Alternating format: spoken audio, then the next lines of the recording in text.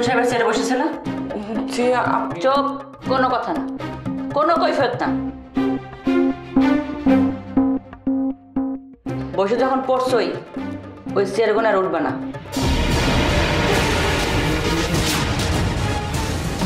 বুঝলাম না ম্যাডাম, বসে থাকবে মানে? ভেরি সিম্পল, এই আপনার জন্য। এটা কি ম্যাডাম? পড়েন, বসবেন।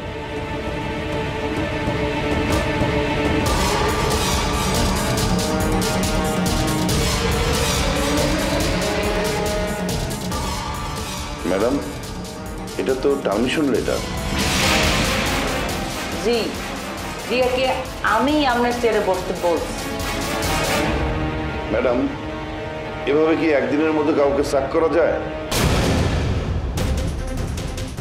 এভাবে কিন্তু ম্যাডাম একদিনে কেউ কাউকে স্যাক করে না। আমি কিন্তু লেবার কোর্টে যাব। যাইতেই পারেন, তবে যাওয়ার আগে একটা কথা শুনে যান। আমাদের কোম্পানির অ্যাকাউন্টসে 3 লাখ টাকার গড়নি। ওই অ্যাকাউন্টসের কথা বলছি, সব গড়মিল করছেন আপনি। হোয়াট? ইয়েস জীবন সাহেব, আমরা যে ওই অ্যাপয়েন্টমেন্ট লেটারটা দিছিলাম, এই কি আপনি পড়ছিলেন? জি ম্যাডাম। গুড। সেইখানে কোথাও কি লেখা আছে যে 3 মাসের মধ্যে আমরা কোনো কর্মচারীকে টার্মিনেট করতে পারবো না? বরং সেইখানে পরিষ্কারভাবে লেখা আছে যে কর্তৃপক্ষ চাইলে যে কোনো কর্মচারীকে যে কোনো সময় টার্মিনেট করতে পারবে। আপনি চাইলে আবার করে দেখতে পারেন। এটা কিন্তু ম্যাডাম অন্যায়। ওকে ফাইন, মই না হয় অন্যায় করছি, আপনি কি করছেন? আপনি অন্যায় করেন নাই? আবির সাহেব কখন মুঘল সাহেবকে খুন করতে চাইছে? আপনি কি তখন ঘটনাস্থলে ছিলেন? ছিলাম তো আমি, তারপর আপনি মিথ্যা সাক্ষী দিয়েছেন। কেন দিয়েছেন? হ্যাঁ কেন? আপনি কি মুঘল সাহেবের স্টাফ নাকি আমার স্টাফ? কি হলো, কথা বলতেছেন না কেন? তার স্টাফ হয়ে যাবো কেন ম্যাডাম?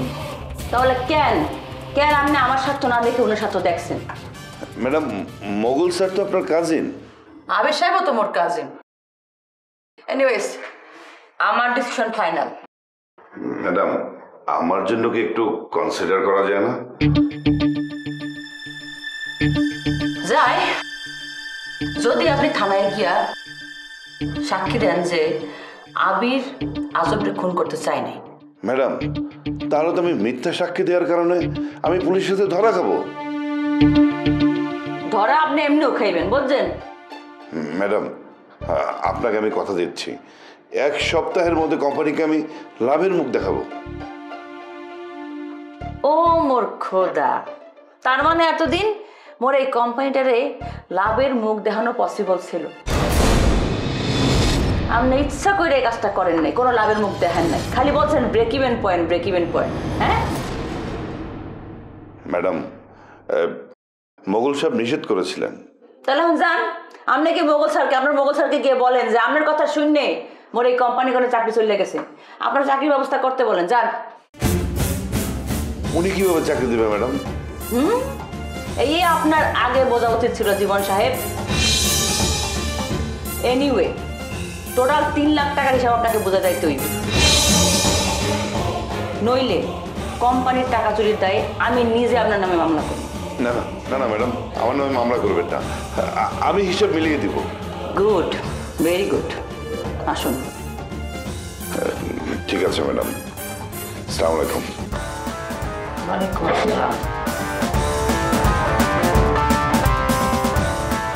দারুণ ট্রিটমেন্ট হয়েছে আপু, একদম ক্লাসিক। মুই এইটাই চাইছিলাম, সব কিছু সামনাসামনি করতে। যাও, মন দিয়ে নতুন পোস্টে কাজ করো, যাও।